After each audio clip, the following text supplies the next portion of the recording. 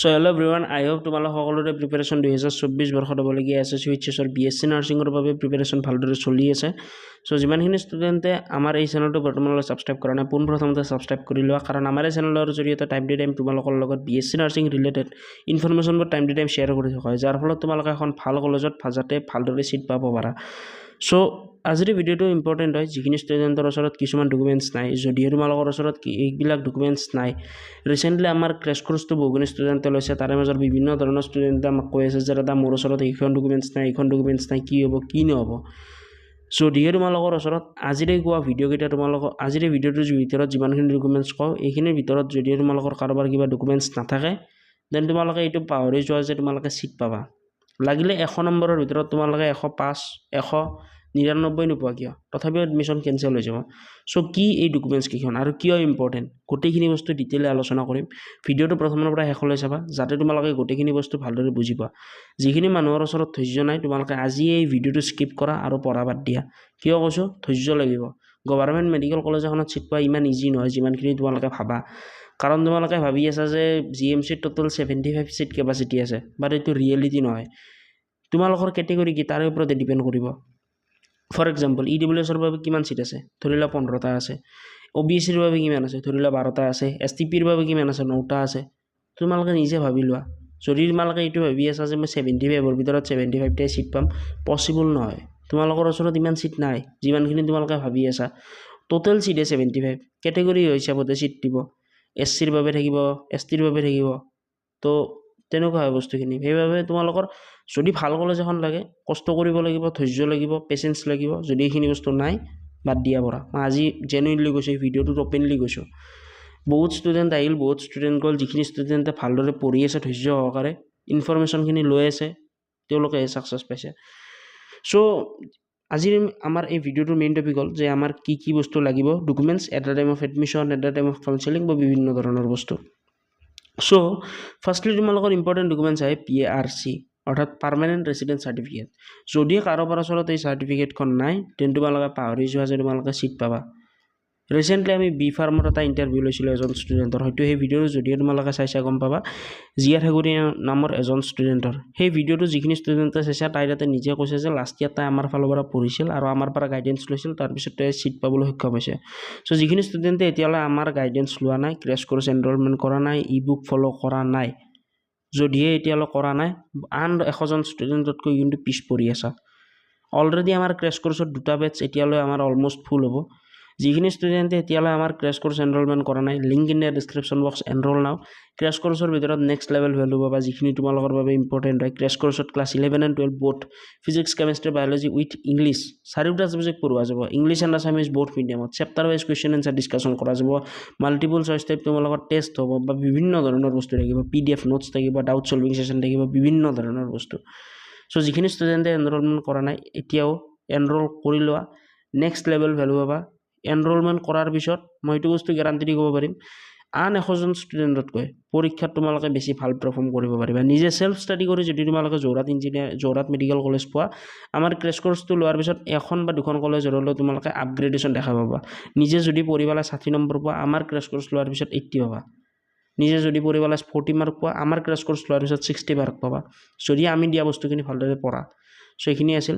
চ' PRCখন সকলোৰে বাবে ইম্পৰ্টেণ্ট হয়, PRCখন বনাই ল'বা। আৰু যিখিনি ষ্টুডেণ্টে এতিয়ালৈ এনৰলমেণ্ট কৰা নাই, লিংক ডিছক্ৰিপশ্যন বক্সত দিয়া থাকিব, এনৰল কৰি ল'বা। অথবা ভিডিঅ'টোৰ স্ক্ৰীণত এটা কণ্টেক্ট নম্বৰ শ্ব' হৈ থাকিব, সেই কণ্টেক্ট নম্বৰটোত যদি তোমালোকে যোগাযোগ কৰা, দেন তেতিয়াও তোমালোকে আমাৰ ফালৰ পৰা ক্ৰেছ কোৰ্চটো ল'ব পাৰিবা। At the time of enrolment যদি কিবা ইছ্যু পোৱা, ডিছক্ৰিপশ্যন বক্সত কণ্টেক্ট নম্বৰ দিয়া আছে, স্ক্ৰীণত কিবা কণ্টেক্ট নম্বৰ এটা দিয়া থাকিব, সেই কণ্টেক্ট নম্বৰটোত যোগাযোগ কৰিলে আমাৰ টিম মেম্বাৰবিলাকে গোটেইখিনি বস্তু ভালদৰে কৈ দিব। আমাৰ ক্লাছবিলাক গোটেইকেইটা এপৰ ভিতৰত হৈ আছে। যিমানখিনি ষ্টুডেণ্টে এনৰলমেণ্ট কৰা নাই, link in the description box, enrol now. আজি এনৰল কৰা, আমাৰ ই-বুকখন এবছলিউটলি ফ্ৰী পাবা, with last year memory based question paper, mock test থাকিব, বিভিন্ন ধৰণৰ বস্তু। চ' PRCখন বনাই ল'বা। PRCখন তোমালোকক প্ৰয়োজন হয় পাৰ্মানেণ্ট ৰেচিডেন্স চাৰ্টিফিকেট হিচাপে। যিহেতু SSC HSC এই এক্সামটো অনলি আছামৰ ষ্টুডেণ্টৰ বাবে পাতে। চ' যিখিনি ষ্টুডেণ্টে অসমত স্থায়ীভাৱে বসবাস কৰে, তেওঁলোককে ভৱিষ্যতে লাইচেঞ্চখন দিব, D-Pharm বা B-Pharm বা BSc নাৰ্ছিঙৰ চাৰ্টিফিকেটখন দিব। চ' সেইবাবে পাৰ্মানেণ্ট ৰেচিডেঞ্চিপ থকাটো বহুত বেছি ইম্পৰ্টেণ্ট। চ' যাৰ ওচৰত পাৰ্মানেণ্ট ৰেচিডেঞ্চ চাৰ্টিফিকেটখন এতিয়ালৈ নাই, এপ্লাই কৰা নাই, অতি সোনকালে এপ্লাই কৰা। কাৰণ বেলেগ ডকুমেণ্টছবিলাক তোমালোকৰ 14 দিন 15 দিন 100 দিনৰ ভিতৰত বা তেনেকুৱা ধৰণে ওলাই যাব। 90 ডেইজ লাগে কিছুমান চাৰ্টিফিকেটত, কিছুমান 100 ডেইজ লাগে, 100 দিনৰ ভিতৰত ওলাই যাব। বাট PRC-খন কিছুমান এনেকুৱা ষ্টুডেণ্ট দেখিছোঁ যাৰ 2 বছৰ বা 3 বছৰ ধৰি ওলোৱাই নাই। PRC-খন অলপ ভেজালি বস্তু। চ' যিমানখিনি পাৰে সিমান সোনকালে PRC-খন বনাই ল'বা। PRC-খন এপ্লাই কৰাৰ বাবে তোমালোকে অনলাইন এপ্লাই কৰিব পাৰা, বাট মই ৰেকমেণ্ড নকৰোঁ। তোমালোকে নিজে অনলাইন এপ্লাই কৰিব, মানে নিজে ষ্টাডি কৰিব বা নিজে চেষ্টা কৰিব, ট্ৰাই নকৰিবা, ৰিজেক্ট হৈ যায় PRC। চ' ট্ৰাই কৰা কেফেলৈ গৈ, ভাল এখন কেফেলৈ গৈ, যিখিনি মানুহে কৰা এক্সপিৰিয়েঞ্চ আছে তেওঁলোকৰ পৰা কৰাবলৈ। PRC-খন এপ্লাই কৰাতে তোমালোকৰ 300-400 টকা পৰিব, গামবুঢ়াৰ কিছুমান বস্তু লাগিব, ডিপেণ্ড কৰে। আজিকালি বস্তুবিলাক চেঞ্জ হৈছে, বহুত দিন চোৱা নাই, চ' মই একজেক্টলি ক'ব নোৱাৰিম। বাট নিজে ৰিচাৰ্চ কৰিলে বা এপ্লাই কৰা মানুহক সুধিলে তেওঁলোকে কৈ দিব। PRC-খন যদি নাথাকে তোমালোকে এডমিশ্যন নোপোৱা, পচিবল নহয়, বহুতে ৰিজেক্ট হয়। লাষ্ট ইয়াৰ এনেকুৱা বহুত ষ্টুডেণ্ট আছে যিখিনি ষ্টুডেণ্টৰ মাৰ্ক 77 আছে, 72 আছে, ভাল এখন কলেজত পাব লগা আছিল কিন্তু চিট নাপালে, কিয়? PRC নাই। চ' সেইটো ভুল নকৰিবা, PRC-খন আজি এপ্লাই কৰা। PRC-খন কিন্তু বহুত মানুহৰ নাহে, আৰু PRC-খনত পুলিচ ভেৰিফিকেশ্যনত ৰিজেক্ট হয়, বহুত ভেৰিফিকেশ্যন হয়, তাৰে পিছতে PRC আহে। চ' PRC-খন বনাই থ'বা। PRC-ৰ পিছত যদিও মই ক'বলৈ যাওঁ, নেক্সট ইম্পৰ্টেণ্ট ডকুমেণ্টছ, যিখন ডকুমেণ্টছ যদিও তোমালোকৰ ওচৰত থাকে, আন 1000জন ষ্টুডেণ্টতকৈ, মনত ৰাখিবা, আন 1000জন বা 100জন ষ্টুডেণ্টতকৈ, 500জন ষ্টুডেণ্টতকৈ, 10জন ষ্টুডেণ্টতকৈ হ'লেও তোমালোকে অগ্ৰাধিকাৰ পাবা। সেইখন হ'ল কাষ্ট চাৰ্টিফিকেট। মনত ৰাখিবা, CS বুলি কয় জেনেৰেলি, কাষ্ট চাৰ্টিফিকেট। চ' কাষ্ট চাৰ্টিফিকেট বুলি কয় জেনেৰেলি এইখনক। যিখিনি ষ্টুডেণ্টৰ ওচৰত কাষ্ট চাৰ্টিফিকেট আছে তোমালোকৰ বাবে ভাল কথা, কিন্তু যদিহে তোমালোকে কাষ্ট চাৰ্টিফিকেটখন বৰ্তমানলৈ ৰিনিউ কৰা নাই, সেইটো তোমালোকৰ বাবে বেয়া কথা। মানে বহুতে ভাবে যে কাষ্ট চাৰ্টিফিকেটখনৰ ভেলিডিটি আমাৰ লাইফ টাইম থাকিব, তেনেকুৱা নহয়। বৰ্তমানে মই যিখিনি ষ্টুডেণ্টৰ পুৰণি কাষ্ট চাৰ্টিফিকেট আছে, যদিহে তোমালোকে ডিজিটাইজ কৰা নাই, সেইখন তোমালোকৰ ভেলু নোহোৱা, পেলাই দিব পৰা চাৰ্টিফিকেট হয়। চ' সেইবাবে যিখন কাষ্ট চাৰ্টিফিকেট আছে, যাৰ ওচৰত এক্সিষ্টিং আছে, SC ST OBC, তেওঁলোকে এবাৰ ৰিনিউ কৰি ল'বা বা চাৰ্টিফিকেটখন ডিজিটাইজ কৰি ল'বা, যাতে তোমালোকে বেনিফিটটো পাব পাৰা। যাৰ ওচৰত কাষ্ট চাৰ্টিফিকেট থাকে তেওঁলোকে কম মাৰ্কতে এখন কলেজ পোৱা চিট থাকে, চান্স এটা থাকে। চ' এইটো ভুল নকৰিবা। কাষ্ট চাৰ্টিফিকেটখন যাৰ ওচৰত আছে, যদি এতিয়ালৈ ডিজিটাইজ কৰা নাই, ভেলিডিটি আছে নে নাই চোৱা, কাষ্ট চাৰ্টিফিকেটখন ৰিনিউ কৰি লোৱা, এটা ভাল অপৰচুনিটি পাবা। আৰু যাৰ ওচৰত কাষ্ট চাৰ্টিফিকেট এতিয়ালৈ নাই কিন্তু তোমালোকে যোগ্য হয়, তোমালোকে এপ্লাইটো কৰি থৈ দিবা। ফৰ এক্সাম্পল, কিছুমান এনেকুৱা মানুহ থাকে যাৰ EWS চাৰ্টিফিকেটখন থাকে বা তেওঁলোকে এলিজিবল, গম নাপায়, কিন্তু EWSখন তোমালোকে ওলালে প্ৰফিট পাবা। ফৰ এক্সাম্পল, যদি কোনোবা ষ্টুডেণ্টে জেনেৰেলৰ পৰা চিট পায়, GMCত, তেওঁক 82 মাৰ্ক লাগিব। EWSৰ বাবে 2 মাৰ্ক হ'লেও কমিব, 80 মাৰ্কত হ'লেও চিট পাব। আৰু ট্ৰাষ্ট মি, 1 মাৰ্কৰ বাবে বহুতৰ ভুল হৈ যায়। এটা প্ৰশ্ন নকৰিলে মানে 1 মাৰ্ক কটা গ'ল, এটা প্ৰশ্ন ভুল হ'ল মানে 1 মাৰ্ক কটা গ'ল, আৰু সেই 1 মাৰ্কৰ কাৰণে আন 100জন ষ্টুডেণ্টে আগত যাব আৰু 100জন ষ্টুডেণ্টে তলত আহিব। চ' দুখন ডকুমেণ্টছৰ কথা পাতিলোঁ, PRC এণ্ড কাষ্ট চাৰ্টিফিকেট। যাৰ ওচৰত এতিয়ালৈ নাই বনাই থৈ দিবা। কাষ্ট চাৰ্টিফিকেটখন ক'ত বনাই মই এইটো একজেক্টলি ক'ব নোৱাৰিম, কাৰেণ্টলি অনলাইন বনাই থকা বুলি মই গম পাইছোঁ, যিমানটো জানো। চ' PRC এণ্ড কাষ্ট চাৰ্টিফিকেটখন তোমালোকৰ বাবে মাষ্ট বি, ৰেডি কৰি ৰাখিবা। 3 নম্বৰ ডকুমেণ্টছখন হয়তো তোমালোকৰ at the time of admission প্ৰয়োজন নহ'ব পাৰে, কিন্তু যদি কোনোবা এনেকুৱা ষ্টুডেণ্ট আছা যোনে ছিংগল চিটিঙত পাছ কৰিছা, 2024ত হাই ছেকেণ্ডাৰী পাছ কৰিছা, তোমালোকৰ বাবে এইখন ডকুমেণ্টছ ইম্পৰ্টেণ্ট হয়। সেইখন হ'ল ইনকাম চাৰ্টিফিকেট। মোৰ হেণ্ড ৰাইটিং ইমান এটা ভাল নহয়, ইগন'ৰ কৰিবা, মই ইমান এটা ৰাইট কৰা নাযায়, কম্পিউটাৰত টাইপ কৰাটো বেষ্ট হয় আৰু। চ' ইনকাম চাৰ্টিফিকেট। চ' এতিয়া বহুতে ক'ব পাৰে যে ইনকাম চাৰ্টিফিকেটখন কি কামত দিব। যাৰ ওচৰত ইনকাম চাৰ্টিফিকেট নাই, যদিও তোমালোকৰ বছৰেকীয়া ইনকাম 2 লাখ টকাৰ তলত হয়, ইনকাম চাৰ্টিফিকেটখন পাৰিলে আজিয়ে এপ্লাই কৰা। ইনকাম চাৰ্টিফিকেটখন মই এটা ডাৰ্ক ৰিয়েলিটি কওঁ, কোনেও নকয়। ইউটিউবত সকলোৱে ভিডিঅ' বনায় কিন্তু কোনেও নকয়, মই আজি তোমালোকক কৈছোঁ, যদিহে তোমালোকৰ ইনকাম চাৰ্টিফিকেট আছে, 2024ত বনাইছা, মাৰ্চৰ আগত বনাইছা, ফাইনেন্সিয়েল ইয়াৰৰ আগত বনাইছা, 2024 বৰ্ষৰ মাৰ্চ মাহৰ 1 তাৰিখৰ আগতে তোমালোকে বনাইছা, সেই ইনকাম চাৰ্টিফিকেটখন পেলাই দিয়া, সেইখন কামত নাহে। কিয় কামত নাহে? ইনকাম চাৰ্টিফিকেট সদায় এবছৰৰ ভেলিডিটি থাকে। যিখিনি মানুহৰ ওচৰত ইনকাম চাৰ্টিফিকেট আছে তোমালোকে গম পাবা, যদিহে ইনকাম চাৰ্টিফিকেটখন তোমালোকে মাৰ্চ মাহৰ আগত বনাইছে, পেলাই দিব পাৰা। ইনকাম চাৰ্টিফিকেটখন সদায় ইছ্যু হয় ফাইনেন্সিয়েল ইয়াৰৰ পৰা, 2024ৰ মাৰ্চ মাহৰ 1 তাৰিখৰ পৰা আৰম্ভ কৰি 25ৰ মাৰ্চলৈ থাকিব ভেলিডিটি, তাৰপিছত কাম নাই। সো যিখিনি ষ্টুডেণ্টে মাৰ্চৰ পিছত এতিয়ালৈ ইনকাম চাৰ্টিফিকেট বনোৱা নাই, ইনকাম চাৰ্টিফিকেটখন বনাই থৈ দিবা।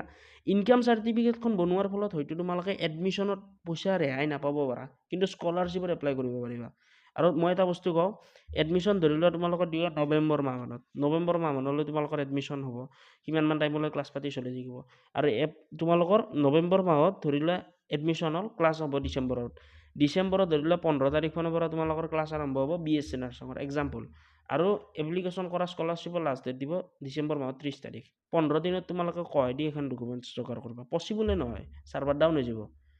আগতে কৈছোঁ এইকাৰণে যাতে সকলোৰে সহায় হয়। এনেকুৱা ধৰণৰ ইউটিউবত ভিডিঅ' খুব কম পাবা, সকলোৱে নটিফিকেশ্যনখন দিয়ে বা বিভিন্ন ধৰণৰ এনেকুৱা বস্তু দিয়ে, বাট আমি ট্ৰাই কৰি আছোঁ যাতে ষ্টুডেণ্টখিনিৰ সহায় হয়, হেল্প হয়। আৰু সেইবাবে লাষ্ট ইয়াৰ বহুখিনি ষ্টুডেণ্টে হেল্প হৈছিল, আৰু আমি অসমত পোনপ্ৰথমবাৰৰ বাবে ৰেভলিউশ্যন আনিলোঁ কৰ্চৰ বা বিভিন্ন ধৰণৰ বস্তু লাইক পডকাষ্ট আনিলোঁ, যিখিনি পডকাষ্টৰ জৰিয়তে অসমৰ বিভিন্ন ধৰণৰ ষ্টুডেণ্টে নজনা বস্তুখিনি শিকিব পাৰিলে। হয়তো এই ভিডিঅ'টো বহুখিনি ষ্টুডেণ্টে এতিয়ালৈ চাই আছে, আৰু হয়তো বহুখিনি ষ্টুডেণ্টে এই ভিডিঅ'টো এতিয়ালৈ স্কিপ কৰি বেলেগ কিবা ৰিলছ চাই আছে, কোনোবাই কিবা কৰি আছে। বাৰু যা হওক, যোনে যি কৰক, কিন্তু যিখিনি ষ্টুডেণ্টে এতিয়ালৈ চাই আছা, যদিহে তোমালোকে ভালদৰে পঢ়িব বিচাৰা, পঢ়া ভালদৰে চিৰিয়াছলি পঢ়া। মই এটা বস্তু কওঁ, নিজে যদি অলপমান ভালদৰে পঢ়া তেতিয়াও পাৰিবা, কিন্তু যদি এটা প্ৰপাৰ গাইডেন্স লাগে, ৰোডমেপ লাগে, নজনা বস্তুখিনি শিকিব ইচ্ছা কৰা, কিবা ভুল হৈছে জানিব ইচ্ছা কৰা, দেন তোমালোকে ক্ৰেছ কোৰ্চ ল'ব পাৰা। ক্ৰেছ কোৰ্চ ল'লে তোমালোকে এটা প্ৰপাৰ গাইডেন্স পাবা, ৰোডমেপ পাবা, যিখিনি বস্তু জানিব লগা আছিল তাতকৈ বেছি গম পাবা।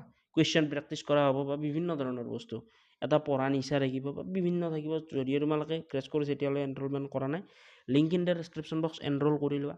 At the time of enrolment যদিহে তোমালোকে কিবা ইছ্যু পোৱা, দেন কণ্টেক্ট কৰিবা আমাৰ টিম মেম্বাৰবিলাকক, তেওঁলোকে তোমালোকক ছল্ভ কৰি দিব। তাতে এক্সপিৰিয়েঞ্চ টিচাৰে পঢ়াই আছে, আৰু যিখিনি ষ্টুডেণ্টে ক্ৰেছ কোৰ্চ লোৱা, তোমালোকক আমাৰ ফালৰ পৰা আমি লাষ্ট ইয়াৰৰ বেষ্ট চেলাৰ ইবুকখন ফ্ৰী অফ কষ্ট প্ৰভাইড কৰি আছোঁ, যিটো তোমালোকৰ বাবে বহুত বেছি ভেলুৱেবল হয়। সেই বুকখন পঢ়ি লাষ্ট ইয়াৰ বহুত ষ্টুডেণ্টে ছিট পাইছিল, আৰু মই ভাবোঁ এইবাৰো বহুখিনি ষ্টুডেণ্টে ছিট পাব। কিন্তু এইবাৰ ইবুকখন পঢ়ি তোমালোকৰ বাবে সিমান এটা বেছি বেনিফিচিয়েল নহ'ব। যদি ক্ৰেছ কোৰ্চ ল'ব পাৰা 110% বেনিফিট পাবা, 110%, কিবা নহয় কিবা এটা শিকিব পাৰিবা। চ' আই হোপ এই ভিডিঅ'টোৰ জৰিয়তে বহুখিনি বস্তু গম পালা। যদিহে ভিডিঅ'টো ভাল লাগিল, নিজৰ মাজত সীমিত নাৰাখিবা। ভিডিঅ'বিলাক আমাৰ দীঘল হয়, কাৰণ মই ডিটেইলি বহুখিনি বস্তু কৈ দিওঁ, যাতে তোমালোকৰ মনত একো ডাউট নাথাকে। আৰু আজিৰ এই ভিডিঅ'টোত যিমানখিনি ডকুমেণ্টছ ক'লোঁ, যদিহে তোমালোকৰ ওচৰত এই 3খন ডকুমেণ্টছ নাই, তেন তোমালোকে পাৰিলে এতিয়াই এপ্লাই কৰি দিয়া। যেতিয়াই ভিডিঅ'টো চাই আছা পাৰিলে আশে পাশে এপ্লাই কৰি দিব ট্ৰাই কৰা, কাৰণ এই ডকুমেণ্টছবিলাক নহ'লে তোমালোকে কেতিয়াও ছিট নোপোৱা, পচিবল নহয়। নিজে ফিৰি আহিব লাগিব যদি এইবিলাক ডকুমেণ্টছ নাথাকে। এনেকুৱা বহুত প্ৰব্লেমত ফেচ কৰিলোঁ, পাৰ্চনেল এক্সপিৰিয়েঞ্চৰ ফালৰ পৰা বস্তুখিনি কৈছোঁ। যদিহে নিজৰ দাদা বা যি বুলি ভাবা, আৰু যদি নিজৰ দাদা বা তেনেকুৱা বুলি ভাবা, দেন তোমালোকে মই কোৱা বস্তুখিনি ফ'ল' কৰা, 110% ৰিজাল্ট পাবা। যিখিনি ষ্টুডেণ্টে এনৰলমেণ্ট কৰা নাই, link in the description box enrol now. 1449 ৰুপিছত গোটেই ক্ৰেছ কোৰ্চ চলিব আগষ্ট মাহলৈ আপটো। Thank you. আৰু at the time of enrolment coupon কৰি ইউজ কৰিবা OFF200, ইনষ্টেণ্টলি 200 ৰুপিছৰ ডিছকাউণ্ট পাই যাবা। Thank U.